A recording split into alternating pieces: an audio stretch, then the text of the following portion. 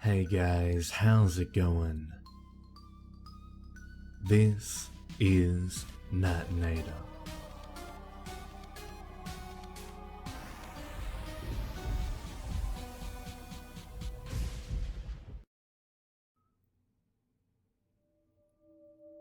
I couldn't even smell him anymore. The crisp aroma he always had that made my heart flutter when it filled my lungs. Kissing him took effort that was well worth it, and he enjoyed me resting against him. He didn't say a thing, most likely knowing that there wasn't much to say. He couldn't compliment me on how I looked, unless he compared me to a ghoul. I wanted to tell him what was going on with me, but I knew for a fact he wouldn't believe me. Telling him would only make things worse, so I kept my mouth shut. His phone rang, so he lifted me off for a bit so he could see who it was. Hello? Sure, what is it? Come on, Dad, I got plans. Yeah, I'm right here in the cemetery, but... Really? He huffed, turning away from me so I couldn't see his displeased face. Yeah, okay. Okay, I'm going. I'll be there soon. Yeah, I'm coming, alright? Alright, bye. Trouble in the Brady Bunch household? I asked softly. He held his forehead. My dad needs me to handle some stuff in the house. It shouldn't take long. Is that fine with you? I'm sure you don't mind staying here a bit until I get back, right? I mean, you did every day before today. He chuckled while I tried and failed. I'll be right back. Just text me if I take too long. I waved weakly as he made his way back home. Take your time. There's no rush. Once he passed the gates, I felt like I was going to pass out. Holding myself up on the metal armrest of the bench, I glanced around to find my only chance of getting better. The grave of the coachman. It was the only answer to get me back to normal. I couldn't go on like this. Maybe another day, but not an entire lifetime. Retracing my steps from last time, I walked up to the gravestone of Roderick Usher and regretted every step I'd made previously. He wasn't a person. He was a monster, one that was rightfully buried underground for good until I came along like an idiot. The short walk was too much for me to make without stumbling and falling into the grass. I crawled toward the grave with only one idea in mind. There was a small chance it could work, and it didn't hurt to try. Smacking my hand against the gravestone, I took in a deep breath. From me to you. Nothing happened. From me to you. Nothing happened. Return. Nothing. Go back to hell from whence you came. It didn't make me feel any better. All it did was make me more angry. Get away from me! Get out of my life! Making a fist, I pounded it against the stone.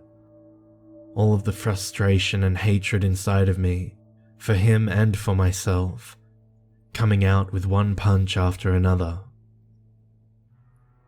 It hurt, but I didn't care.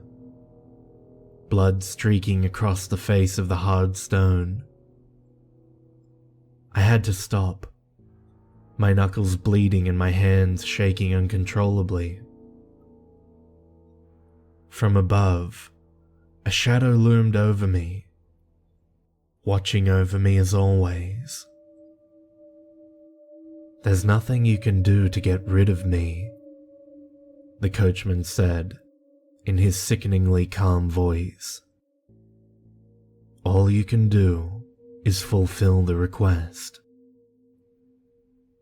Sitting upon his own gravestone, he leaned down to have his head right above mine. "You belong to me now. You do as I tell you. You are mine. Your soul is not yours to own anymore." "You bastard!" I lunged upward to take a swing at him, but he disappeared before I could even get my hand balled up. "I want my life back! Now!" A dark cloud gathered from the direction of the gates, and within came the coachman. "You already gave up your life once you came to me for a request, one that you've so stubbornly continued to delay. You can barely stand, and yet you still want to keep going. Either give up now or continue to suffer. That is all that life will offer, suffering and waiting for more suffering. That is all it is, and that is all it'll ever be." "I won't do your stupid request. I won't do it." The coachman was quiet for a second, his hood tilted up slightly. "Or shall I include Gerard to get you to give in?" My body could barely move, but I still ran at him at full speed. Grabbing onto him, I punched and scratched with all I had. He grabbed my arms, but I struggled out of his grip and continued my endless fit of rage. Somehow, he got a hold on my wrist that kept, quickly knocking me over to the nearby tree. Struggling to break free, I screamed and grunted like a wild animal. And when I opened my eyes, I felt like falling to the floor.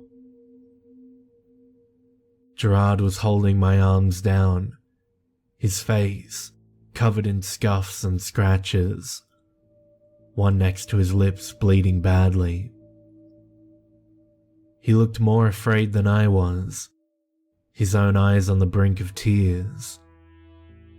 I couldn't speak. My mouth hung open and no words dared to come out. What could I even say after I just attacked the only person I loved? How could I expect him to stay with me after what I've just done? "Helena, what's going on with you?" His question was more worried than angry, but anger was still there. What the hell just happened? I shoved myself out of his reach and ran. He called out to me in the distance, but I continued to run and not look back. The tears dropped far behind me, and kept doing so until I was about to faint.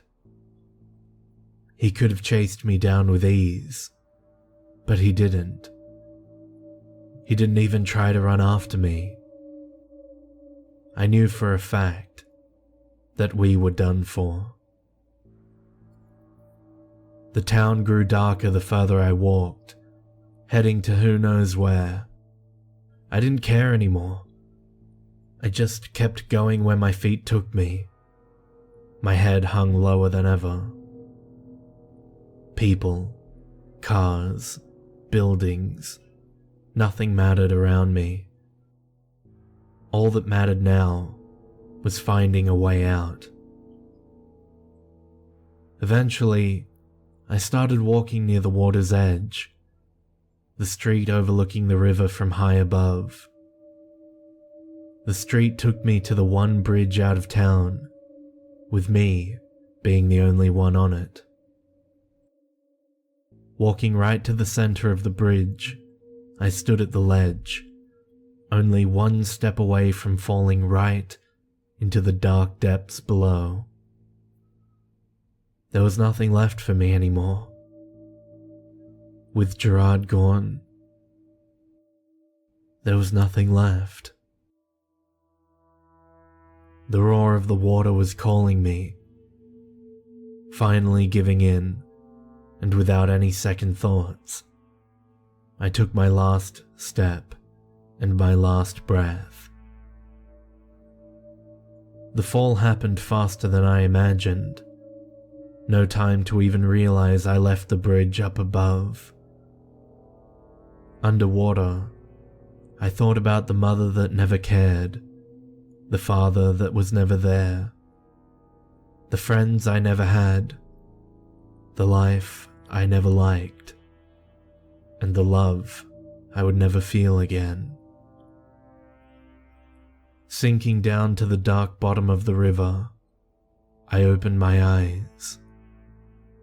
I just stayed there, no pain and no turmoil. The only thought in my head was, I'm finally free. Free from the pain, free from the worry, free from the shackles of life. I didn't feel like I was drowning, not anymore. Touching down to the rocky dirt floor, someone was waiting for me patiently. Someone I was no longer angry at. The coachman sat at the front of a horse-drawn carriage. The horse's flesh remaining in little dangling strips that clung to the bone. Their eyes glowed brightly, leading the way through the darkness as if they were the last remaining lights in the world. He extended a skinny white hand, guiding me to the carriage door. I'm waiting. Stepping inside, I left the world I once knew and all the trouble it offered. Down in the depths, we went, far into my watery grave. Everything I did and everything I knew was gone from my heart for good. But one thing stayed with me. Gerard. If I couldn't be with him, at least I had the memories, and for those, I would die for all over again.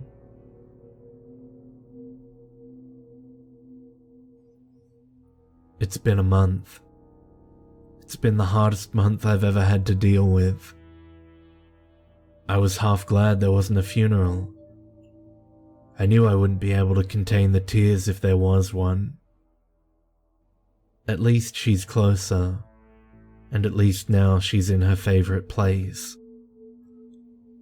I know that's not much to look in the positive light, but that's all I have. What else can I say? I'm glad the last thing she did before she jumped was nearly claw my face off. She probably thought I was going to leave her. It'd take more than one incident for me to even think of leaving. I should have told her. If only I told her I was going to stay. Sometimes I stayed up at night, thinking if I did, maybe she'd still be alive. I feel like it was me who pushed her off the bridge, and no matter how many times I try to think rationally, the guilt is always there.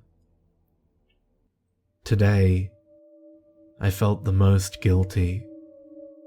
Passing the cemetery bench, the place wasn't the same without seeing her sitting there, reading her book like she always did. I saw her there so many times before I gathered up the courage to talk to her. Were those few days of happiness really worth her early end? No matter how many hours I pondered, I could never understand why she did it. On the way to her grave, all I could think about was that very night it happened, and how I was in the same place it happened in, even though the snow layered over her spot was freezing cold. I kneeled down. For some weird reason, I imagined being down to her gravestone was the closest thing I could get to being face to face. Seeing Helena's name etched permanently on that stone, it made it hard to contain myself. "I miss you," I said aloud, as if she could hear me through the coffin, dirt and snow. "It's hard being without you." Clearing my throat, I set the flowers in my hand down to lean against the base of the gravestone.